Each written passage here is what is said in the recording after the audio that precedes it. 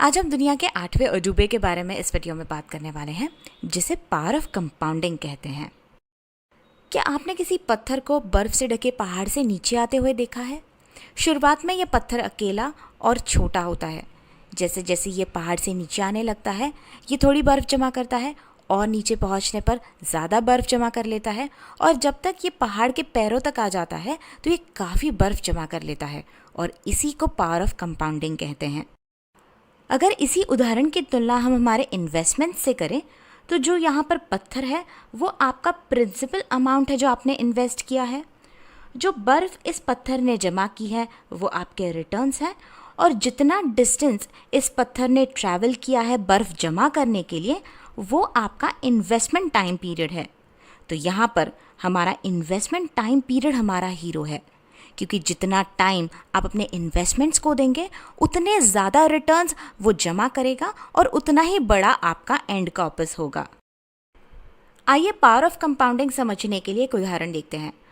मान लीजिए आपने 1,00,000 रुपए इन्वेस्ट किए, और जो आपके इन्वेस्टमेंट्स हैं वो आपको हर साल 10% के रिटर्न्स कमा कर दे रहे हैं।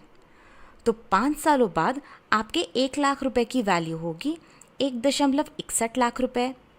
10 सालों बाद 2.59 लाख रुपए, 15 सालों बाद 4.17 लाख रुपए, 20 सालों बाद 6.72 लाख रुपए, 25 सालों बाद 10.83 लाख रुपए, और 30 सालों बाद 17.44 लाख रुपए। तो इसका अर्थ ये है कि पहले 5 सालों में आपके रिटर्न्स 61,000 रुपये होंगे, अगले 5 सालों में लगभग 1,00,000 रुपये आप कमाएंगे, उससे अगले 5 सालों में 1.5 लाख रुपए से ज़्यादा रिटर्न्स आपके होंगे, उसके अगले 5 सालों में आप 2.5 लाख रुपए से ज़्यादा की रकम कमाएंगे, अगले 5 सालों में 4 लाख रुपए से ज़्यादा की रकम, और आखिरी 5 सालों में आप 6.5 लाख रुपए से ज़्यादा रिटर्न्स कमाएंगे, यदि आप 30 सालों के लिए इन्वेस्टेड रहते हैं।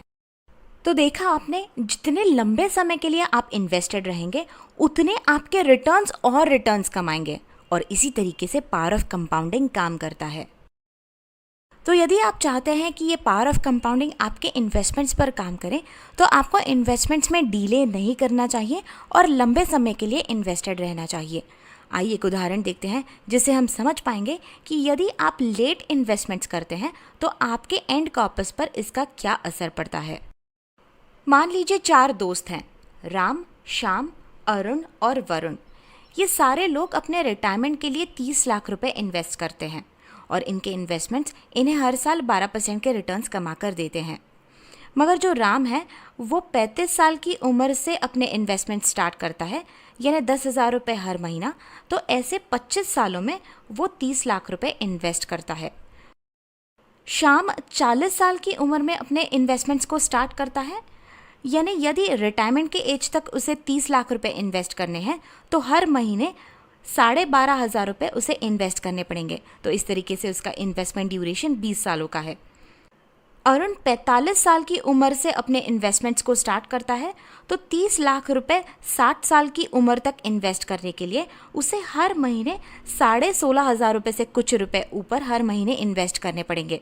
तो अरुण का इन्वेस्टमेंट ड्यूरेशन 15 सालों का है। वरुण 50 साल की उम्र में अपने इन्वेस्टमेंट्स को स्टार्ट करता है, तो हर महीने 25,000 रुपये इन्वेस्ट करने पर वो 10 सालों में 30 लाख रुपये इन्वेस्ट कर पाता है।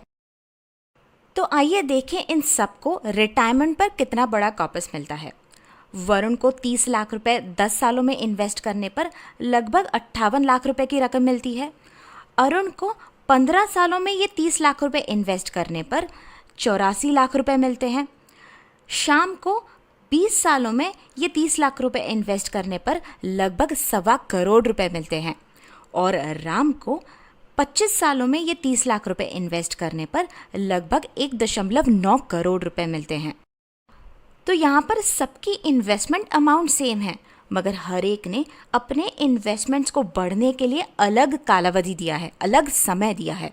तो राम ने सबसे ज़्यादा समय दिया है 25 सालों का, इसीलिए राम सबसे ज़्यादा बड़ी रकम जमा कर पाया है।